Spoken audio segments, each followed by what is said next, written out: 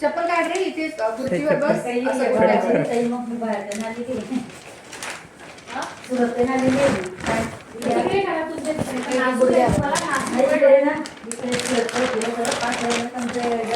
गुडघ्यावर असं गुडघ्यावर बस. MRI CT scan सांगितला होता करून आले मागच्या महिन्यात.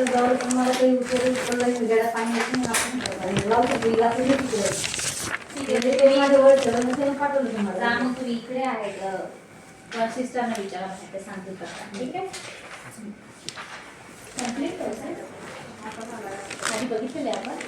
आधी बघितलं आहे MRI करून आले आहेत. जन्मदास आहे का? नाही 8 महिन्यानंतरचा प्रॉब्लेम आहे. 8 महिन्याचा असा तर लोक चांगला होता तो. 8 महिन्याचा तोपर्यंत चांगला होता.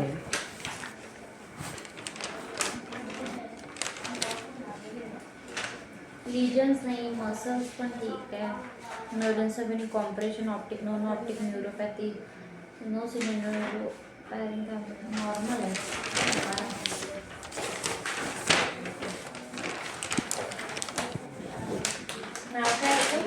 नयन वसुका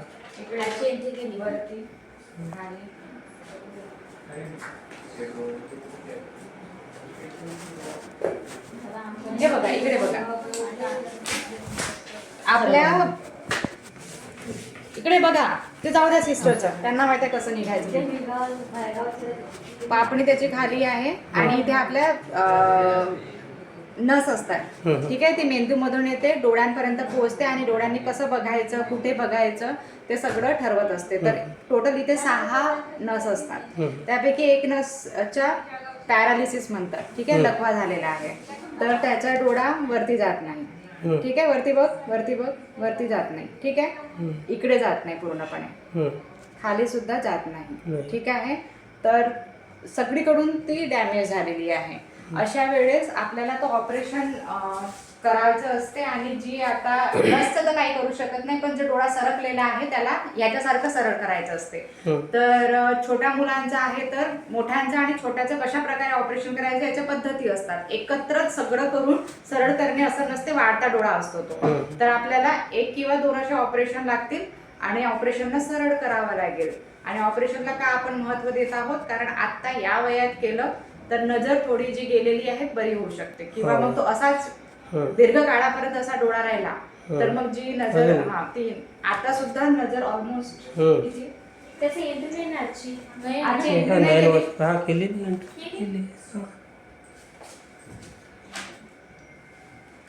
नाही बेबी धनश्री आहे बस, दुसरं कोणी नाहीये. वसोकर आहे का? नयन वसोकार. आज नाव लिहिलं तुम्ही? नाही नको ते एवढं रिफ्रेश करत आहे. ते कंप्लीट वगैरे नसेल. सर्वात आखरी नयन मोकार आहे. ते नागुरेच्या पेशंट मध्ये आहेत ते. अच्छा. पूर्ण नाव संजय आहे का? अरे योजनामध्ये असेल ना. नांदुरेच्या योजनामध्ये असेल. संजीवनी मध्ये बघा साईडला माझा संजीवनी. सगळ्यांची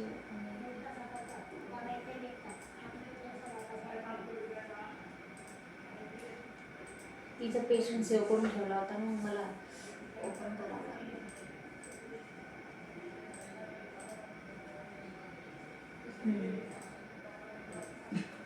अच्छा. हा ते पेशंट लक्षात आलं.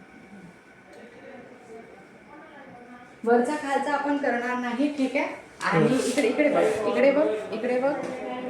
जेव्हा पूर्णपणे इथे राहिला असता ना तर आपल्याला मग फिक्सेशन थर्ड नाव विथ एसोफोर हे पण आहे का? म्हणजे आता पूर्णच आहे ना. इकडे बघ, इकडे बघ, इकडे बघ, इकडे बघ. तेव्हा कंजंक्टिव्हल हे वेसल्स बघायचे. इकडे बघ, कंजंक्टिव्हल वेसल मूव्ह होत आहे म्हणजे एसओ नाही आहे.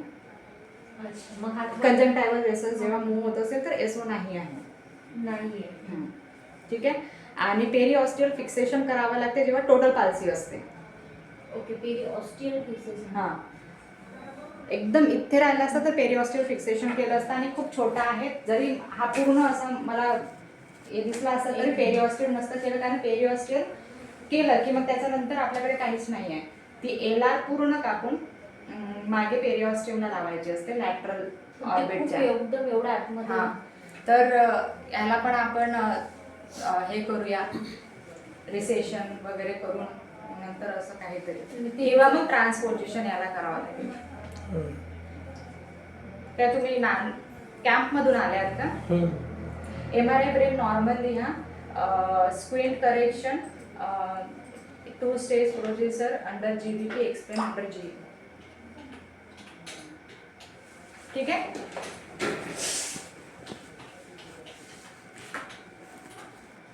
कुठे गेलाय तुम्ही?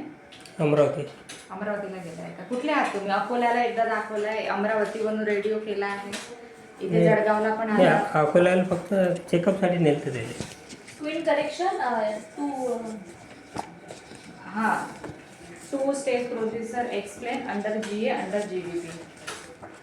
झालं काय? फोटो पाहिजे फोटो. मे नीड टोसिस करेक्शन लेटर एक्सप्लेन. हे फोटो पाहिजे की? नाही बघितले ना.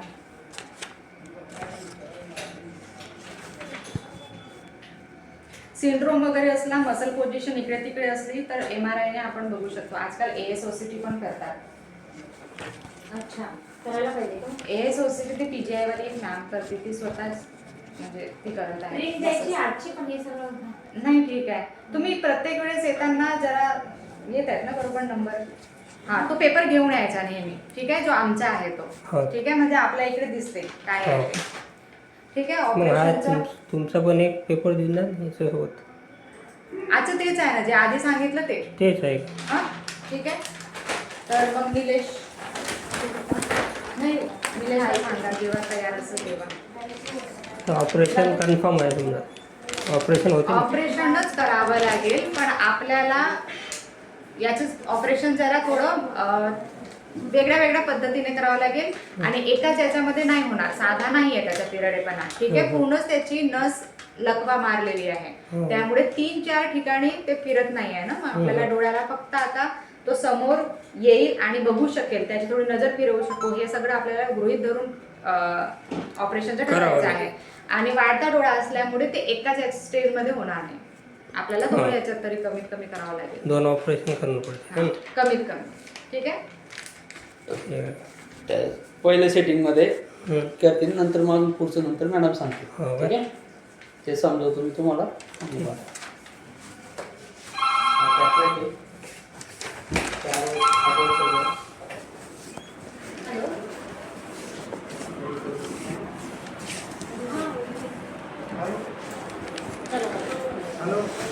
सही राम इकडे.